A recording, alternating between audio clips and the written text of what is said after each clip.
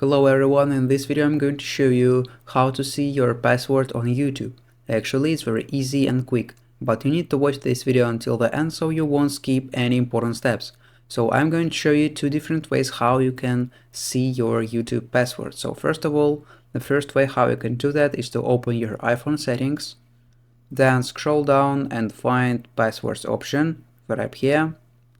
Then you will see all your saved passwords. You need to click on the search bar at the top of your screen and then type Google here. After that you will see all your Google accounts, all your passwords with that one email, so you can click on whatever you want and then click on the password option and then copy password. So after that your password will be copied. You can type it in any browser or change it if you want.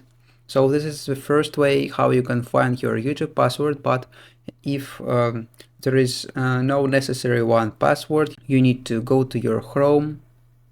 Then at the bottom right you need to click on the three dots, then scroll this list of options and find Password Manager, and then if you saved your YouTube password in Password Manager, you will see this password right up here in saved section. So as you can see, I have no saved passwords, I have only never saved, but if you have saved passwords, you will see it them right up here. So, and that's two ways how to see your password on YouTube.